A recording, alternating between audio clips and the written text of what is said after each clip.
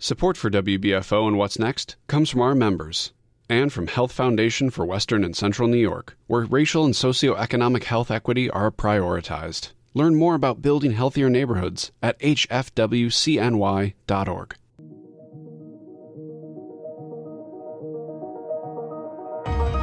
I'm Jay Moran. I'm Bridget Jaipal Valenza. I'm Thomas O'Neill White.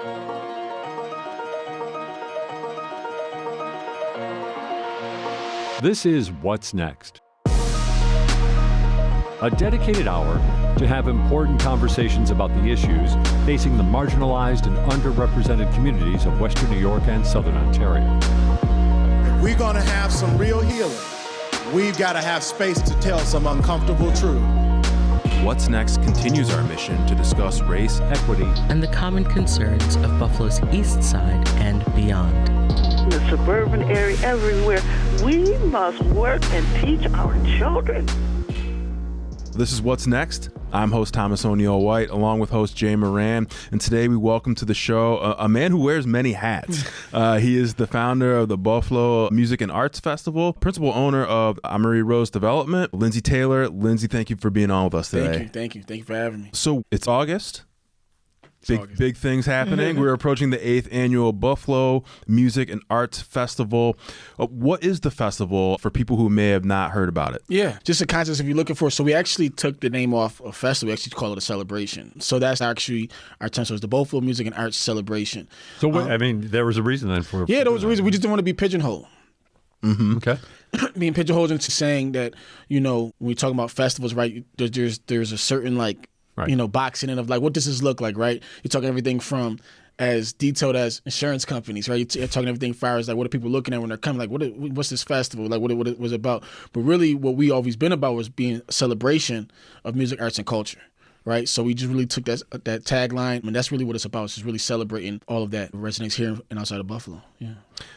And that was the initial idea for the celebration. How has it grown over the years? Yeah, so conceptually, it's been a 10-year process. So back in 2014, the concept was through going on now 18 years of hosting and planning and doing events. In 2014, I was like, man, I really want to do something in this standpoint as far as a festival, right? That could be considered amongst the others across the country that people would want to travel in from across the world to come here to Buffalo to do. So I literally just put it out as a Facebook stat, right? And some former classmates that I went to high school with, some people that were connected in the community with, yo, let's do it. So we sat, we met, we talked about it, we conceptualized the idea of it. We even did some site, searching out for site locations. And one of them that happened at that time in 2014 actually happened to be Silo City. Okay.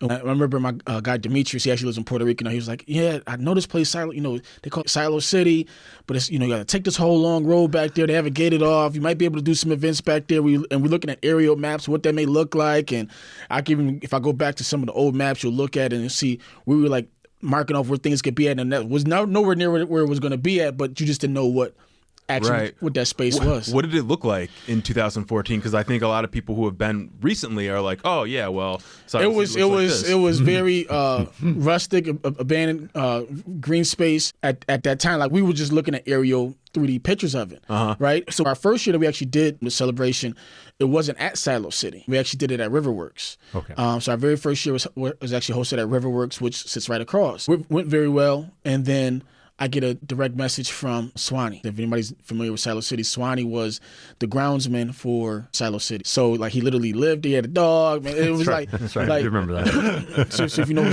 Swanee is, right?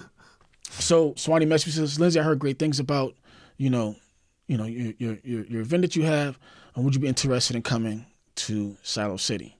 Right? He's like, I want you to come and meet. So literally this was a week after we hosted it. So went over there, and immediately I just fell in love with the place. It felt welcoming. It felt at home. There was no restrictions on what we can do. It was long as nobody, hurts themselves or kills themselves, don't do it. But hey, if you want to do this, let's do it, right?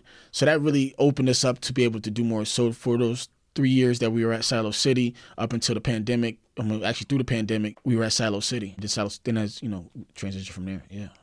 Yeah, you're at the Central Terminal. You've been there for a couple of years now, right? Yeah, so we've been at the Central Terminal. This is going on year 4 now at the Central Terminal. So half of the time we've been in existence for 8 years. And as we previously were talking about, that was another conversation, right? present an idea to the community in regards to our East Side development, right? That was just conceptually, this was 5 years ago, right? Now we're talking about it with the Gibson now, right? And Carl Skimpowski stands up in the middle of a room amongst, 200 stakeholders and says, Lindsey, I want you to bring Beau Fleuve to the Buffalo Central Terminal. And now we're here, right? And there's a great story. I actually put it online recently. I was actually going through an old family photo box.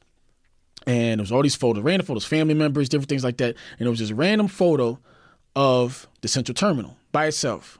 Nothing else around it. And actually the exact like green space in the street that we actually use for the actual celebration was just in the photo. And I'm looking like, why does, I'm, as my family, at that time we living in Cheektowaga, right? And we always were freaking going up and down William, when they had the farmers markets and different things, like things of that nature. So I always seen it at the post office. I always seen it like that. But I'm like, why is this is a unique photo in this photo box. I look at it, and on the actual date, it had August 1992.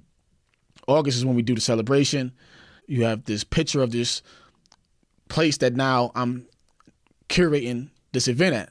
It's like, how divine is this? So now you have all this divine work that's happening here. So now we've been doing that and just really just, bringing life and energy to the Central Terminal, which, we assist in other events that are happening at the Central Terminal as well, too. Just really the Broadway Former neighborhood, very historic neighborhood, has its own riches and essentially itself, once again, another neighborhood and another place that, essentially was left. Right. And now there's life being given to it, and we're just a part of that. Yeah. Was it difficult getting buy-in from the city, sponsors, stakeholders to not only have the celebration, have the festival, but then to move that over to the Central Terminal? No, I don't. I think at that time I was, doing work for about already 12 years in the community, doing other events. I was doing sporting events at that time. So the community understood like what I was doing. It was just about telling that story, right? Telling it in the right way and have people understand it. So we're still doing that, right? Over the 8 years. Okay, what is it? Because, there's so much going on with both of us. Like, okay, people may understand it from one capacity to one aspect of it. So over time, you're always developing, you're always bringing new partnerships. And we love those. Like, we have really great corporate, public, private supporters that really is like, hey, we want to see this vision come even further. We just held an event on this. So there wasn't much pushback, really with it. It's just about just telling that story and having people understand it, right? Because you always, once again, we talk about, festivals, right? Sometimes conceptually people are like, is it like this? Is it comparable? Why 3 stages and not 1 stage? So it's like, you have to tell people, like, why do you, you don't want to, go for, these A-list acts. You want to keep it in the regional to the emerging, so you have to tell that story, with it. And then we're talking to sponsors, right? You have to tell that story, right? Because, we're not hanging our hat on, oh, we're bringing X, Y, and Z artists. We're hanging our hat on this. You're growing with us, so that's really it. Yeah. Let's talk about this year's event, lengthy event. You're going from the 22nd to the 25th, so yeah, it's a lot of time to have activities going on. So, let's just get into how you go about building that. Yeah. So for, I'll say 5 out of the 8 years, we did just the 1-day celebration, which is more than just what I was probably get to what else we do we involve in. But as far as the celebration, it was just a 1 day. Then we expanded to a 2-day. Which consisted of our charity softball game, right? So our softball game was like a lot of just banter between our team to some of our sponsors we got involved. It was really fun. So we held those at LaSalle Park, and we also held one at Duville Under the Lights. And then like every year for the last 4 years, we've expanded it out to this weekend, right? So went from a 1 day to a 2 day to a 3 day that had like a happy hour to a 4 day now has the VIP reception, right? So in theory, in building, it's almost like a family reunion, right? If you ever go to a family reunion, you have the day everybody gets dressed up. You have the day that everybody's going out and having a barbecue. You have the day that everybody's, having some games. Then you have the big celebration send off, right? So that's essentially what it's built like. And one of the thoughts and theories behind it is for artists that come on stage or to present themselves or from the area, they like circle this on their calendar, like, hey, I'm going back home to perform here. Or if I'm from out of town, like here's a weekend, I want to come back home. Or you're inviting people to come in if you live here. So like really treating like that origin and that nostalgic feeling of like, hey, this is a celebration weekend. This is a family reunion for the area. Yeah. So what's new this year? So new this year, so we flipped around some things as far as like how we want to structure the day. So Thursday, August 22nd is our VIP reception. So it's going to be casino nights theme. So we'll have some blackjack, some roulette tables in there for people to enjoy. Creative black tie event, so people can wear, sneakers with their suit. They can wear a creative tie. So kind of just throw that twist into there. And then also we're going to be honoring 13 community stakeholders who have an authentic impact in the community, right? And how we choose those people who over these years have supported us in many ways out loud or behind the scenes, or just we're noticing their work that they're doing in the community that's having a real authentic impact. As you know, that there's a lot of things people say that they're doing, but where's the real impact? Right, you see it. You get a chance to see it. You get a chance to see it. So that's what that's about. So that's the VIP reception. A newer event this year is the Beau Fleuve Backyard Barbecue. So this is a new event that we're doing. So just once again, I've just been, build everything off of nostalgia, right? So just having this nostalgic event, when you ever go to your family's cookout, you go to the barbecue, you have good food, you got good music, you got people playing spades, you got people playing dominoes, you got people line dancing, there's backyard games, right? So curating this to having the barbecue menu, having some good drinks, treating it like it's a family reunion, inviting all your cousins to come out, right? So then on Saturday, which is a newer event, but it's still within our theme of doing the sports. So we transitioned from doing our softball game. Now we're going into golf. So our tagline is bringing the culture to the golf course. And if you know it, golf is transitioning to being really inclusive to a lot of different demographics of people. And really for us with this golf event, I've hosted other golf events, but this won't be like your traditional golf event, right? Where, we want to make it inclusive for everybody. So we want to take all the culture and exude that, right? Less on the golf and more on the culture. Like, everybody loves to get dressed, okay? So now we're making it a fashionable event for golf. So we have awards for the best dressed, right? So, the best sneakers, right? So really having people focus on the fun of it, right? Hey, we want to go out and have some fun on the course, right? We, don't worry about if you chuck in and you dig in the grass. We want to go have fun, right? We're doing it right in the city of Buffalo. So we're doing it at South Park Golf Course where Botanical Gardens is at. Accessible. You don't have to drive 20, 30 minutes to the golf course, right? It's 9 holes, so you don't have to worry about doing 18, right? It's a manageable. And then we want everybody having fun, having a great time, looking good, feeling good, and then just have a great time, right? So we have some great partnerships and merchandise. We have a merchandise line that's with that, from short sets to polos to caps, with a partnership with New Era. And it's really exuding that. We're making it super affordable, so nobody has, if you've been to a golf class, those can get pretty expensive. So we're making it really affordable. And then we cap it off with the celebration at the Central Terminal, which if you've never been, it's 3 stages of music, performances, there's art installations, there's exhibiting art, there's our Bully Hill wine tent. We have our family fun zone, which is kid-friendly activities, face painting, balloon making, art trucks, you name it, for kids to get involved into.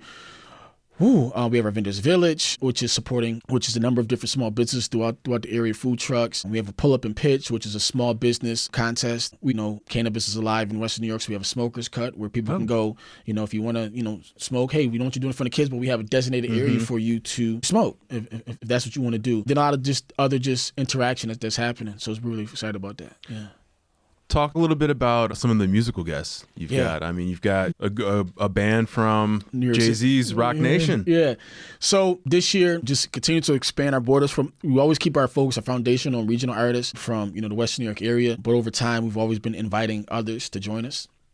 Right, because I believe that if you can bring people say, hey, I'm coming from Mississippi, I'm coming from New York City, I'm coming from Toronto, I'm going to this event. How do you even say it? Is it, what I'm saying? And then what's going on in Buffalo that they're going there for, right? So now that's going to catch eyes from other places. Say, okay, I need to go here if they're going and they're leaving with a great impression, right? So this year we have our headline act is Affinity Song, which is a family soft rock band. They're based out of New York City. They're signed to Rock Nation, who is Jay-Z.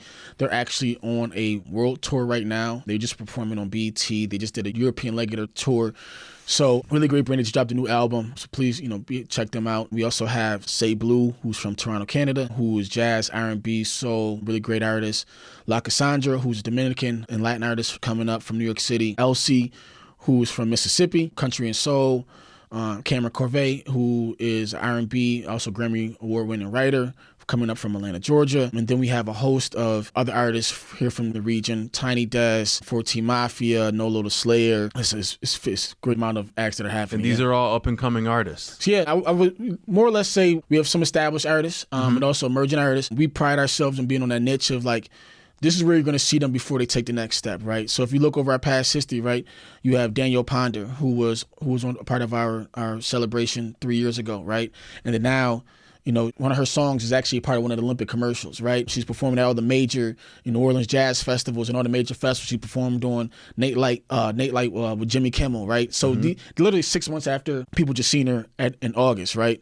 So it's like, oh, you almost had that feeling like, I just seen them at Beau Fleuve. Now they're on his national stage performing, right? You have, you know, Benny the Butcher. You have Vinzella Joy, who opened up Beyonce's, you know, what you consider historic performance at Coachella with the drums, one of our own that was right here, right? You have DJ T Jizzle, who was here, TJ Eubanks now, who's going on tour with Future and Drake, right? You have a number of artists that you're seeing them now, and then now they're also on these national stages, right? So you're not just saying, oh, I'm just going to a talent show, right? Or to see these up-and-coming artists, but you're actually going to something that's, wow, we're actually seeing really great musicians, artists, and it's almost like get in now kind of thing, right? Because you can see them now before or as they are, right? You know, like a Fendi song has a name, right? So it's like, I get to see them now. The next time you may see them in Buffalo, they may be performing at Darien Lake for all you know. You know what I'm saying? So, but you can say, I remember I seen them there. And that's what we really pride ourselves on with that, yeah.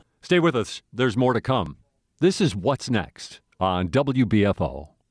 Hi, I'm Christina. I love exploring the world around me, and I have behind-the-scenes VIP tickets to some of the most exciting places and people in Western New York. And you can come along with me from wherever you are. Let's go! A new series you can watch on WNED PBS, the Buffalo Toronto Public Media YouTube channel, and on PBS Learning Media nationwide. So let's go, let's go, let's go, let's go, let's go. You're listening to What's Next, our place to discuss the important issues of our communities of Western New York and Southern Ontario. We want to hear from you. Click on the Talk to Us option in the WBFO app, and we will work to get your questions or comments on the air. Do you have a story or concern that we should be addressing? Email us using whatsnext@wbfo.org. Together, we'll have the conversations that are needed. This is WBFO, your NPR station. We're talking with Lindsey Taylor today on What's Next of the Beau Fleuve Music and Arts Celebration coming up on August 22nd through the 25th here in Buffalo. Hey, if we can want to just jump back just a little bit on the VIP celebration that you're going to have. You mentioned 13 different people you're going to honor. I'm not going to expect you to name them all, and I don't want to feel bad about maybe not listing everybody. But at the same time, maybe we could just talk about a couple of people that might be top of mind for you, because it's like you said, these are people that you know, that you have seen doing work, whether it's out there in the spotlight or, maybe a little lower level, but still doing the important work. We could talk about a couple of those folks. So you have Thomas Buford with the Buffalo Urban League. You have Catherine Roberts with the Resource Council of Western New York. You have Patty Stephen with Buffalo Prep. You have Dennis Wilson, a teacher and business owner here in the Buffalo, West New York area. You have Dr. Mark Scott with the Oshaya Foundation. You have Tiffany Torres with Evergreen Health. You have Joe Ramos, who's a community stakeholder here in the area as well, too. I believe I'm not missing anybody. I believe I'm not. That's pretty good off the top of your head. I'm making sure I don't miss because these are wonderful people. Seamus Gallivan, who many of you know, friend of the show. Daniel Roberson, who with Breaking Barriers and Say Yes. Another friend of the show. Pat Matthews, who is a community stakeholder, also a pro football executive.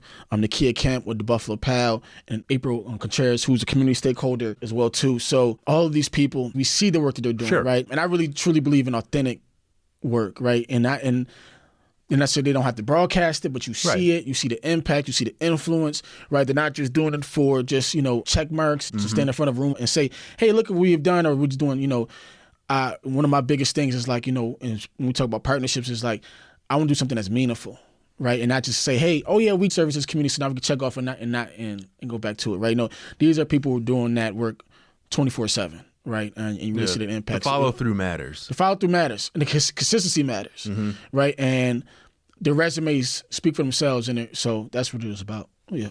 It's also interesting, at least one of them mentioned about the athletic connections here in Buffalo, and you mentioned, I don't know if we mentioned it at the beginning of the show or just in our off-air conversation, about a lot of the work that you did as you were kind of evolving as a promoter and an organizer, came through sports here in the city of Buffalo? Yeah. That's the foundation from the time I was a kid, just being involved in athletics, high school playing, a little bit in college playing. And then that just was like that foundational thing. And if you play sports, you understand what it is, right? Especially, and I always say, especially if you played football, you understand all those moving parts, all those personalities, that teamwork, that camaraderie. Like, I believe, this is not for everybody, but I believe that, sports and being a part of sports is a great way, creates, how to organize and be in business, right? Because you got to know how to manage, adjust. You got to know how to compete. You got to know how to put together a plan, right? You got to know how to do all these things that essentially sports teaches you, right? And a large part of, as we talked about, part of that, promotion of events and nightlife stuff and sporting events. So for 12 years, I did Ballin' for a Cause, which was a national basketball tournament here in Buffalo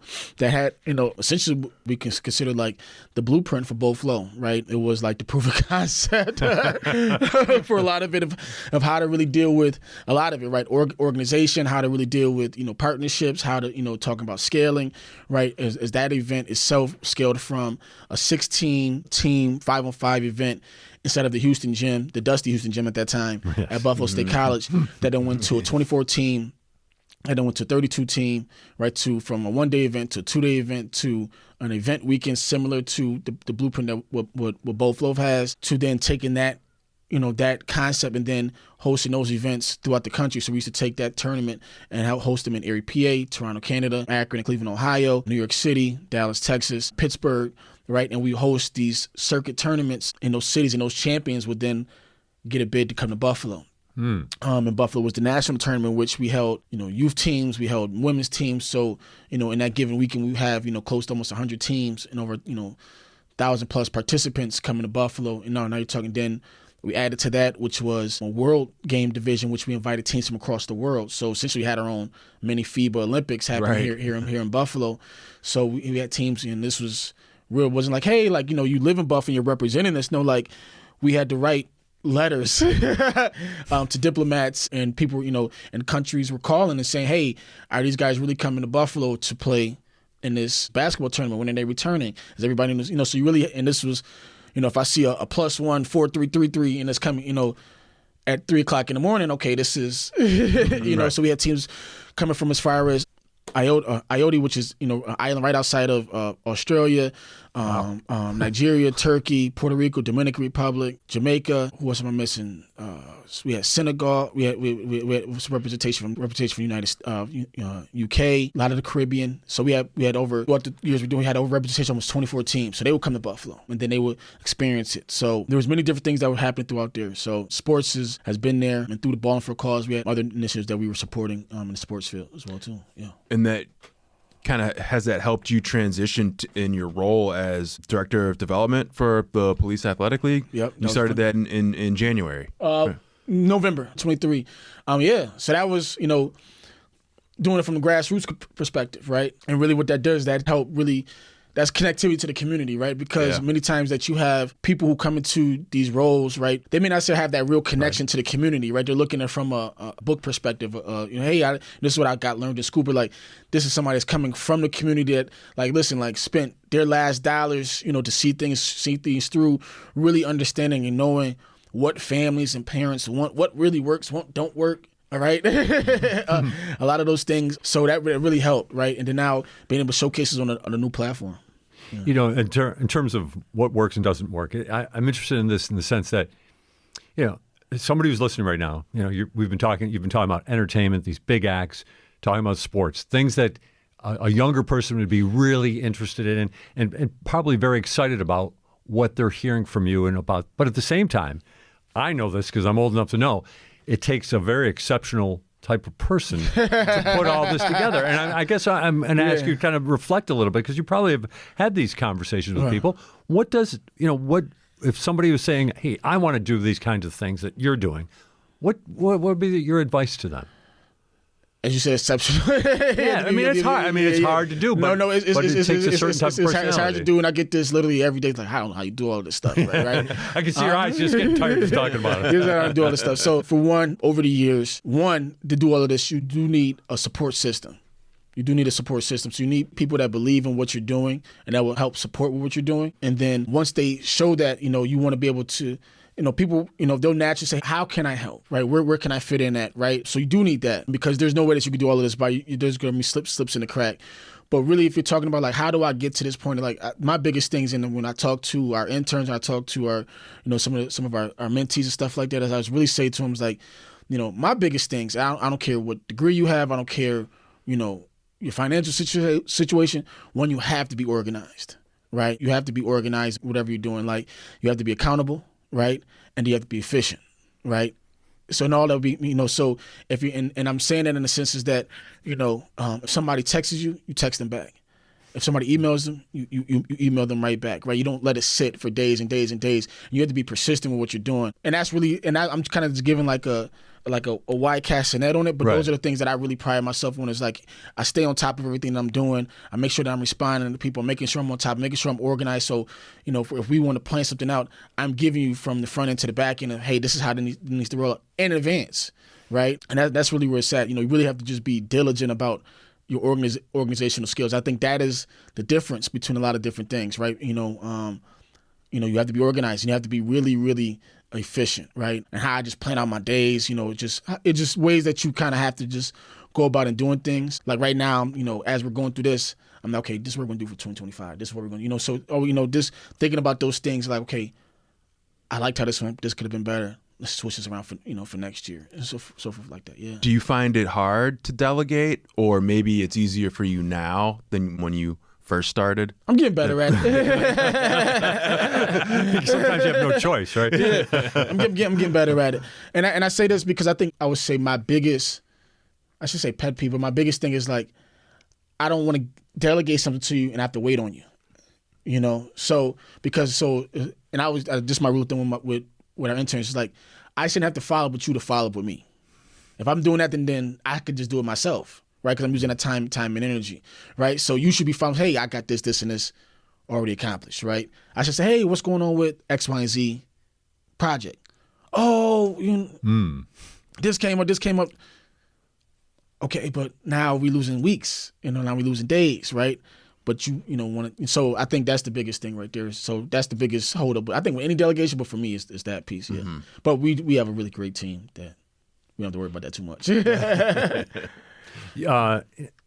have to really talk about, we've talked about Beau Fleuve, and we can most certainly circle back and hit all the pertinent elements here. But the expansion of your efforts into Gibson Development and affordable housing on Buffalo's east side. Yeah. Again, another jump. Talk about what's prompting you to do this.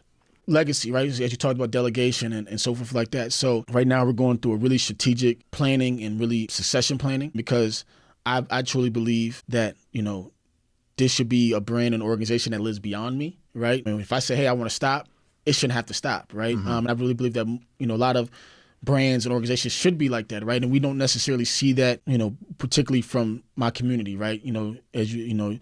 If one of us starts something and we say we want to stop, it kind of just no doubt it stops. But there's a succession plan in place where we're building up for the next generations, and obviously legacy and impact, right? So our formula for that is two pieces of our model, which is culturally activated and community engaged. That's our model, right? So what our triple C is being culturally activated, right, which we're doing with all of our events that we're doing with the celebration, being community engaged with all of the programming, the mission-driven work that we're doing within the community with Beau Fleuve, right? And then now the third C is capital assets, right? And really investing into the community, right? And having, a home for Beau Fleuve with the Gibson Development, right? Having affordable housing, and that being, the first of many other capital projects that we want to be involved in, right? So with this Gibson, it's right there on the east side of Buffalo, which is very important for us. It's right in the neighborhood in which we are already doing work in, right? Down the street, L-shaped walk to the terminal, right? So it's going to be really important for us. And now, we have an official space and home and this will be a creative space where we can have live music, we can have art, we can have community events, right? We can do many of these different things right there and welcome the community that sits right across from another landmark, which is the Broadway Market, right? And then we have affordable housing units, which, is very much of a need in this area, doubt. Right? So it fits very well. It's incremental development right now, but it's the first phase of many. Yeah. Affordable housing. We know it's needed. It's a huge need, not only here in Buffalo, but pretty much everywhere across the United States. But at the same time, just talking to some people about this how complex and difficult it is to put together the financing plan for that. Yeah, and I know. I mean, we probably need to get out, flow charts and things like that and graphs to really fully understand it. But for you, what were some of the key elements that the things that you had to get across? I guess those hurdles. Yeah, there's an immense amount of hurdles. Yeah. We talk about with development, right? Any type of development, especially talk about like. Smaller scale projects, right? Because all of the capital stacking that you have to do, all of the financial pieces, right? So you have to build those pieces out, right? So it's just, once again, telling that story. Why is this project important, right? When you look at the Gibson right now, this phase of it is 3,000 square feet, right? Which will have, 3,000 square feet with 3 floors on it, right? But then, to traditional funders or traditional banks, right? They're like, okay, but they're looking at, let's do these 40,000 square foot, 20 plus, 30 plus, 40 plus, unit affordable housing projects, the big splashes versus doing these smaller scale ones. Well, this smaller scale one actually has impact on the community, right? And in order for this to get to that, you have to start somewhere. And this is a project that was a neighborhood staple, right? It was, but now since this fire has been essentially an eyesore, you have people walking out of the Broadway market, right? And they're seeing like this eyesore of this building that once was, right? And we've seen when we started just doing some exterior patch up to the property, how people just started coming, hey, what's going on? Somebody's finally doing something, so the natural just walk by and say, oh, finally something's happening here, right? Mm-hmm. And just the alignment was happening. If you walk out of our building, literally from here to not even to, half of this wall, I'm inside of the Broadway market. If you look to the left, you're looking at the Cedar Development that's happening right there with the Ecker Building. Right behind us is going to be, the Buffalo Brewing, right, development. You have, Dubs Hall down the street. You have the Central Terminal on the ice shot. You got Jericho Road on the other side of it. So you have all these other pieces. You have Torrance Space that's around the corner. So you have all these other pieces that are happening. So it's an impact project. So something that say, hey, look, this is what we do. We have a home, and now we want to continue to expand. Yeah. Do you think with further development, you would stay in the neighborhood, or would you look at other places in Buffalo's east side that could use this type of development? Both. Definitely want to have an imprint in that Broadway neighborhood, so there's some plans for that. But then also in other places in the east side as well too. One of the first, when we talked about that concept idea, right? It was on Bailey was one of the first locations that areas and looking at. So to your point, I definitely would say anywhere, because we have some larger, grander vision. So yeah. You have, like you said, larger and grander vision for sure. Like you can feel the energy that's talking to you. Mm-hmm. So what are you watching then, I guess, on the city landscape or the regional landscape that's saying maybe things that have to happen to make that next leap? For example, you mentioned Bailey. I'm thinking about that. The restructuring of the street that's going to be coming. It's going to change that street. Probably going to be a tough place to have a business for a year or two. But when it's all said and done, it's going to be great. But I'm just wondering if you see different things like that, little landmarks that you're looking at to say, hey, this is what once that's done, we can go there. Yeah, so I think if you look in the Broadway Former neighborhood, some of those projects that I just talked about that are happening right then and there, right? So they're there for a reason. They're happening there for a reason. We're on a main street right there on Fillmore, and also at Broadway, right? So you already have what you need to have. Broadway's a straight shot downtown. Fillmore is it's connection from downtown to the east side, goes through the whole entire city, right? So you have those things that are already in place to do that. When I look at across the city, it's like, hey, look at those same elements. I don't think there's not we won't go there for that. Because if you look at the history of Beau Fleuve and myself is that we've always went where nobody else wanted to go, and people look like, why did you go, why did you do this, right? And then it showed for itself when we were at Silo City, like, why do you got us down here, and if we go to Central Terminal, ain't no trains, coming through. So then now, why you want this burnt out building? So you go into these places that nobody wants to kind of go to, right? So yeah, it's just, just really having that vision. I say grander, some of our things, more housing projects, more creative space projects. We really would love to, part of our plan is, gallery and theater space as well too. The big vision is having an actual campus where, you can have a multitude of things that are actually happening. So, somebody wants to bless us with a school building. If somebody wants to bless us with a church or a building, but that's the grander vision, right? Is to have this campus. What does that campus look like? Many of those elements that we're already doing now, so now you have these pieces of everything. Yeah. Let's then circle back then to Beau Fleuve and the music and art celebration. Who do you want to come? Who do you want to come to the events? Because it's always interesting to see who shows up. Sometimes I think more and more, like you talked about, Silo City, it became its own kind of draw. Right. Now the Central Terminal, they're doing these, movie nights and things along those lines. Talking to some of the organizers there, how they're really, it's interesting to see who's showing up. So what about for Beau Fleuve? Yeah, so that you mentioned, so I'm actually behind the scenes on those events that are happening at the Central Terminal. So many of those, all of it, the movie nights, the concert series, all of those, putting those together so that we can see that community placemaking happening there, right? So we talk about who we want to come, everybody. Yeah. Right? So it's all ages event, right? So I have daughters that are 3 and 4 years old, they're coming, right? We have, grandparents that are coming, right? You have white, black, Hispanic, Latino, Middle Eastern. Everybody's welcome, right? And everybody will find something that they can connect to there, right? And then they also connect with other people that are there as well too, right? We had an event, a private event, and one of our current board members, who's one of our younger board members, he's also part of our College Connected program, was talking to Claudia from the AKG. And Chad, it was Chad, and it was Claudia. She's like, you want to know how we met? We met at, and they were working on some separate projects. Like, we met at Beau Fleuve. She was like, because I was taking some things back to my car, and he asked if I needed help, and they connected there, right? You had people who were like, oh, I didn't know about this artist. Now they're connecting there. So people are actually connecting cultures, and that's really what it is. Like, so our mission is stand on the pillars of diversity to build bridges in the community through the arts, right? So we want to be that bridge where, as we all know, that Buffalo and the Western New York area is a very diverse area, but at the same time can be very segregated. Absolutely. Right? So we want to be the bridge where people are coming together. They're, hey, if Buffalo's that platform, we're like, hey, I'm coming, check out, see what this is about, see what the art is about.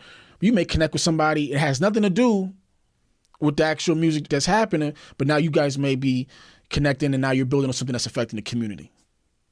So there's all these different layers, so everybody's welcome. Everybody's welcome. Nobody's denied. Nobody's denied, and that's what we really want to, because it's built for that. Where do you see Buffalo celebration in 5 years, 10 years? Yeah, I know you talk about a succession plan, but I mean, the Central Terminal is your home for the celebration? Yeah, I think so for the time being. Obviously, you have development that's going to happen at Central Terminal, right. So we always want to position ourselves. This is what, we had things with the Gibson and so forth like that. So we have to see what that development looks like. But I think we're in pretty good shape up until year 10, right? Then obviously once real development starts happening, we'll see. But we have a really great partnership and relationship with the Central Terminal, and their board and Monica have been really great partners to work with in the community. But what I would say in the next 10 years, well, if we go with the next 3 years, that's what our strategic plan is really looking at. The next 3 years, what does this look like, right? Carrying this out past year 10, right? How does that look, right? Talking about some of the development stuff, talking about the foundational and mission driven work, right? Talking about what does the brand overall look like, and those will look like in many different ways, right? So we're talking about those 3 C's. Right. Talk about those 3 C's, and I think, where do I see it? I see it being some things that happen now, expanding. Right, as we talked about that blueprint earlier, we're balling for a cause, expanding to other markets, right, that are similar to Buffalo, right. That so say for instance, if we were to expand to the DMV area, right, in the Baltimore D.C. area, right, or we just expand to Pittsburgh, we expand to Cleveland or Toronto, right, these areas that have waterways, these areas that are very similar in nature and culture to Buffalo, and now you have these other chapters of Beau Fleuve, throughout the country, and Buffalo's is headquarters, right? I think that's what you would see within the next, 3 to 7 years, right? That build out, what does that look like, right? So when we talk about succession planning, that's where I want to focus my energy at, right? As far as taking the blueprint that we've done here, those 3 C's in some of those other markets, while, there's a new generation of stakeholders that are carrying Buffalo along, right? And we're building it out now with some of our board members, yeah. So do you think you can find Lindsey Taylor's in the DMV, in Cleveland,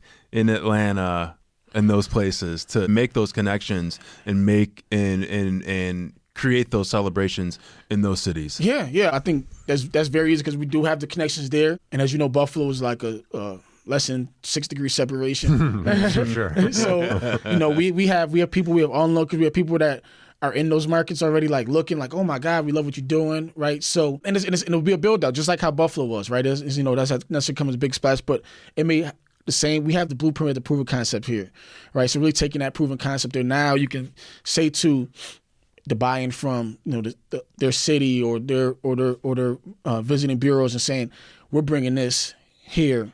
This is what we already got going in Buffalo. We want you, so there's a lot of those different things that can really make it a really easy transition. Yeah.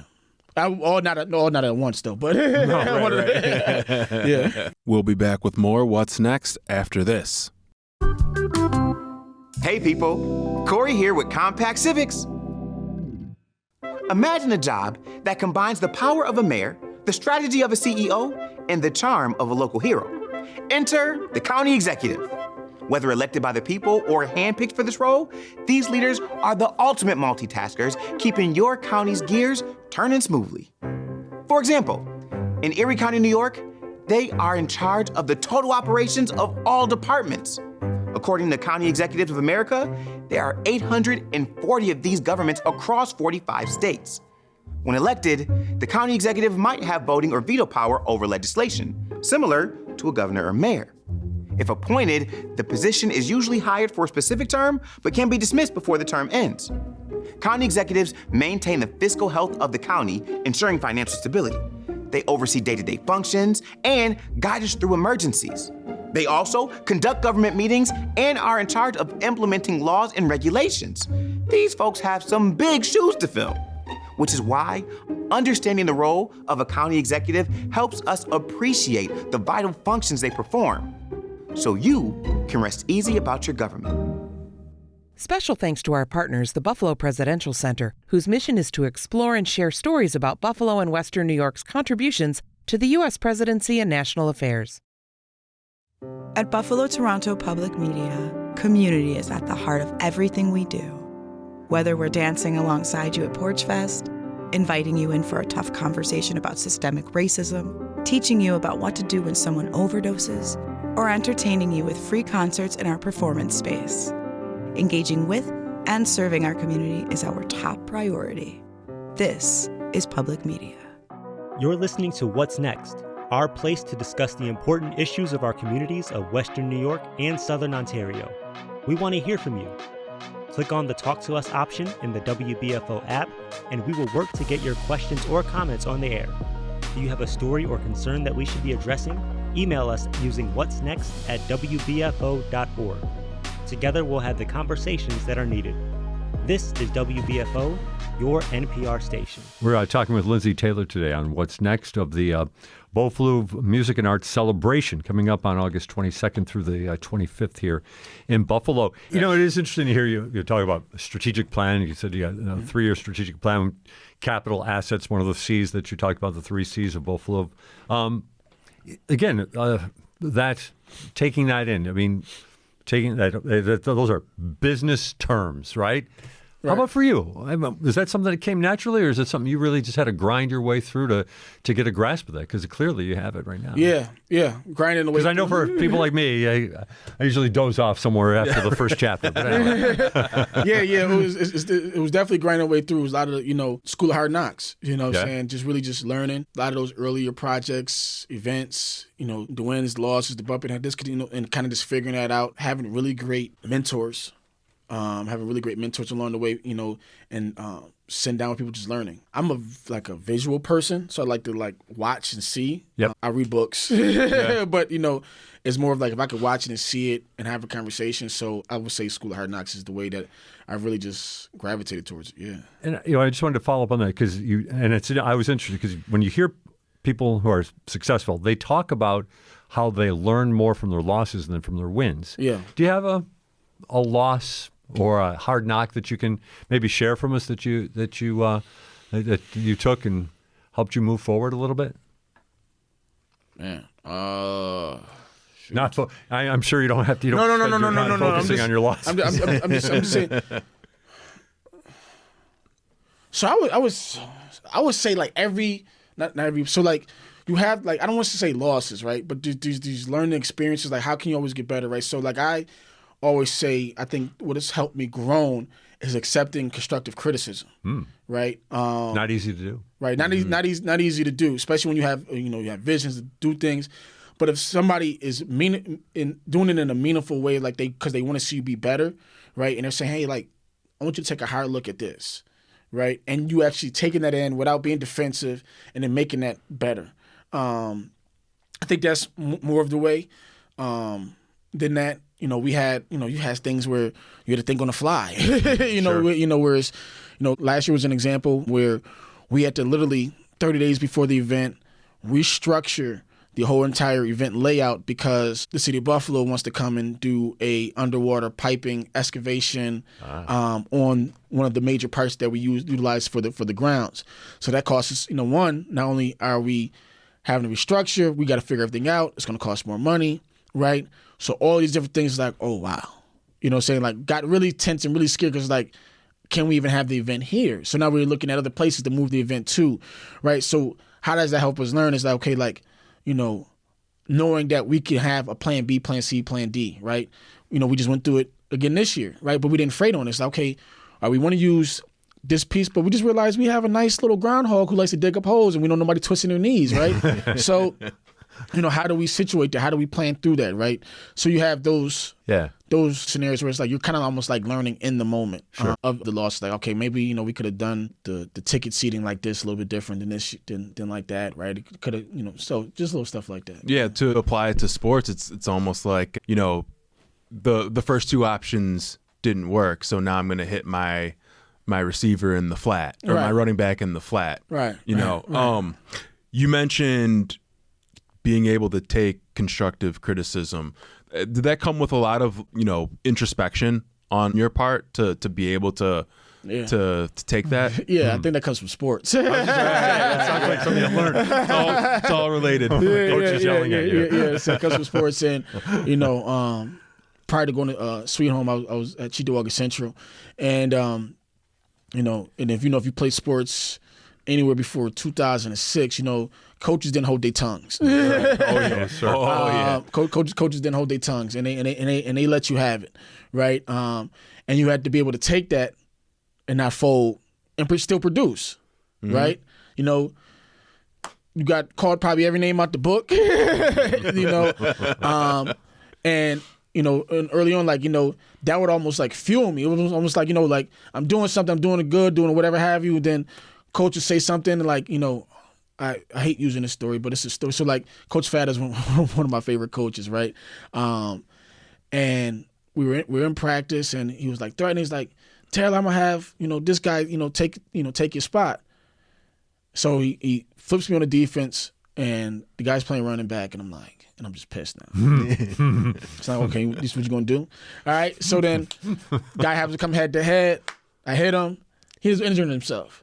Right now, I get back on the other side, get to doing my thing. You should don't piss, like basically just don't challenge. Like now, if you do that now, it takes it to another. It just creates more of it, right? There was another situation like a Coach Slaughterback was like, I learned a lot from him after playing for him. Right during him, like everybody's like, oh my God, this guy's going crazy.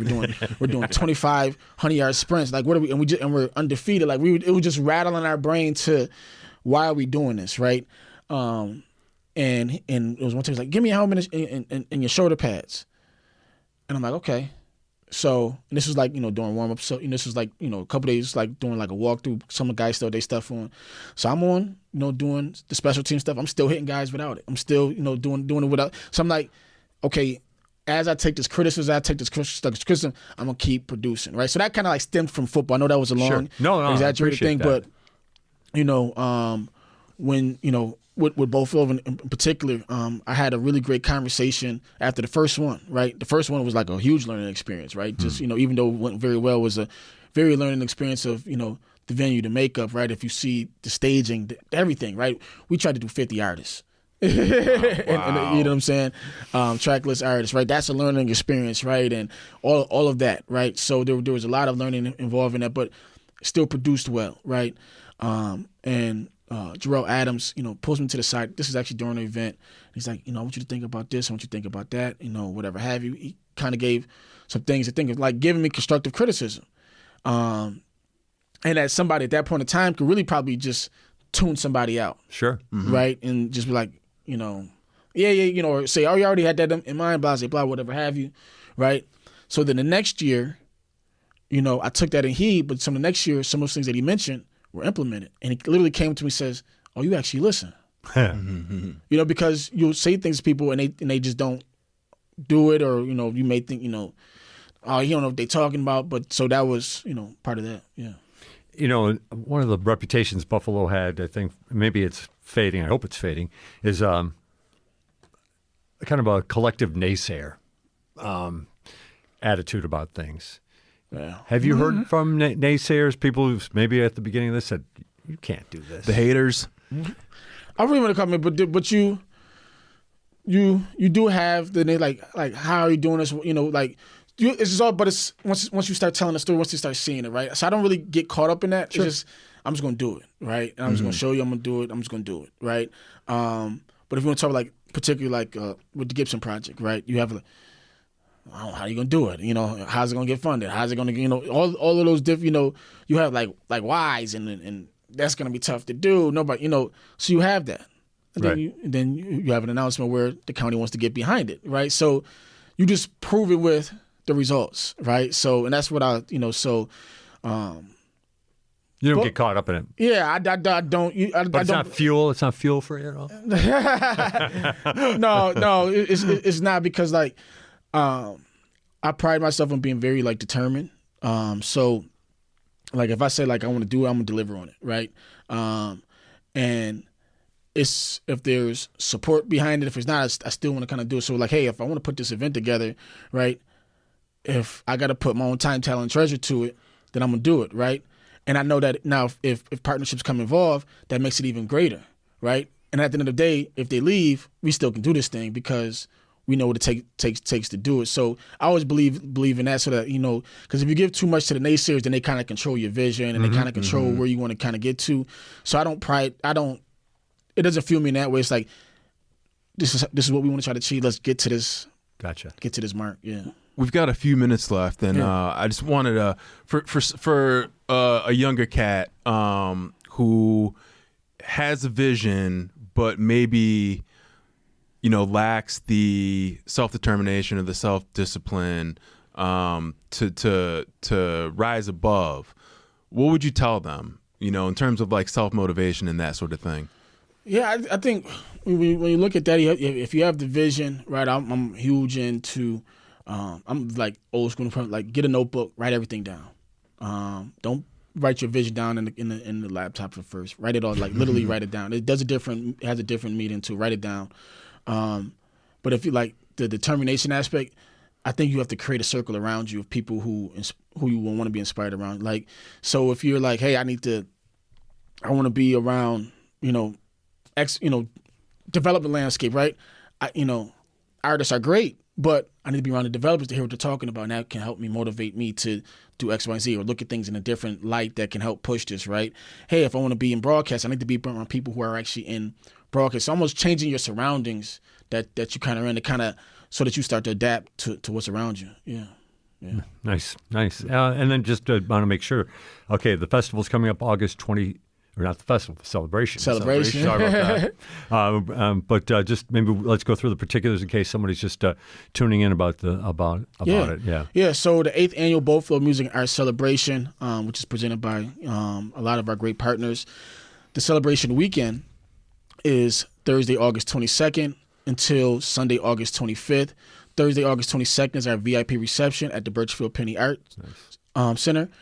Which will be a casino nights theme, create a black tie event, a celebration of some of our community heroes and stakeholders. This will be a great day to come out and support a lot of the great things that we're doing in the community. Friday, August 23rd is our Beau Fleuve Backyard Barbecue. Inviting all our family, friends, and our cousins to the cookout, right? have a great barbecue menu. We're going to have food. We're going to have music. We're going to have dancing. We're going to have dominoes tables, space tables. We're having some of those nostalgic pieces from red cups to the huggy coolers, right? It's a little bit of everything to kind of bring that nostalgia back, right? And then on Saturday, August 24th, we are bringing the culture to the golf course with the Beau Fleuve Golf Open at South Park Golf Course. That's going to be a really great day for everyone. And then ending it off on Sunday, August 25th, at the Buffalo Central Terminal with the Beau Fleuve Music Arts Celebration, which is going to be featuring over 15 phenomenal artists from across the region, but not only across the region, coming from Mississippi, Fires, Mississippi, Toronto, Canada, New York City, Atlanta, Georgia, such as Affinity Song, Cameron Corvée, Say Blue, La Cassandra, DJ Ted Smooth, DJ First Choice, and many others who are making their way to Buffalo and are here in Buffalo. Art installations, exhibiting arts, vendors village, food trucks. We have a newer cap tent where people are going to be customizing caps at. We have a little bit of everything, family fun zone. We have everything going on for everybody. So welcome everybody to join us. You can get tickets individually. You can get tickets for the weekend. You can get tickets, there's packages for everybody to enjoy. There's herd packs. There's our group ticket package as well too. If you want to bring your family, get some discounts. You are discounted as well too. So it's a great day. Yeah. Good. Yeah. Well, we want to thank Lindsey Taylor for being with us on What's Next. Thank you. All right. You're listening to WBFO News and Buffalo, Toronto Public Media. Support for WBFO and What's Next comes from our members and from Health Foundation for Western and Central New York, where racial and socioeconomic health equity are prioritized. Learn more about building healthier neighborhoods at hfwcny.org.